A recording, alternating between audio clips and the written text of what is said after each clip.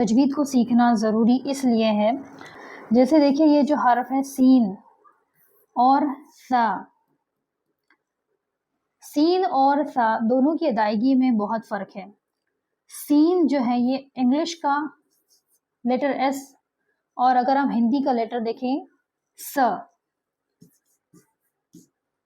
س س سیٹی آتی ہے اس میں، اور یہ جو سا ہے انگلش کا جو لفظ ہے نا تھن، انگلش کا لفظ جو ہے تھن، ہم تھن یہ لفظ کو جیسے پڑھتے ہیں، تھن اس ورڈ کو ہم جیسے پڑھتے ہیں یہ وہ پروننسیشن ہوتا ہے سا کا۔ زبان کی نوک سامنے کے دو دانتوں سے ادا ہوتا ہے، یہ سا، سا زبان دانتوں سے لگتی ہے تھن، تو اس طریقے سے سا کا مخرج ادا ہوتا ہے۔ بٹ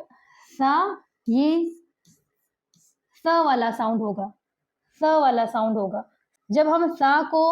س کی آواز میں پڑھتے ہیں تو مطلب کیسے بدل جاتا ہے، جیسے آپ نے یہ لفظ دیکھا ہوگا ثم، ثم کا مطلب ہوتا ہے پھر، ہم اسے سین سے پڑھتے ہیں ثم، اگر ہم اسے سین کی آواز سیٹی والی آواز میں پڑھیں گے س سے، ثم اگر ہم اسے پڑھتے ہیں، ثم اگر ہم اسے پڑھیں گے تو اس کا مطلب ہوگا پوائزن،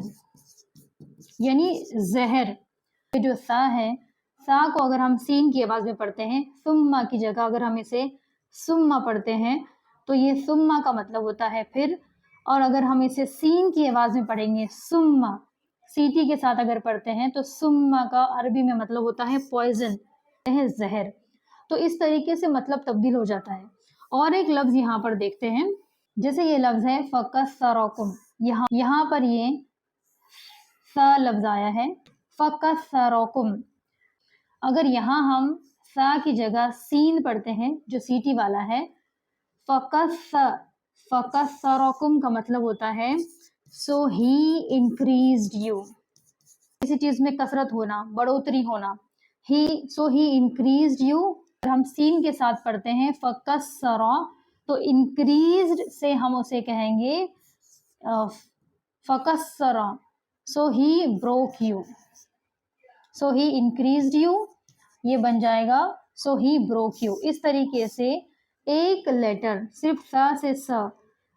چینج ہو جاتا ہے، تو اس طریقے سے قرآن میں ان کے میننگز جو ہے یہ بھی تبدیل ہو جاتے ہیں۔ اسی لیے قرآن کریم کو صحیح حروف کی ادائیگی کے ساتھ سیکھنا ضروری ہے،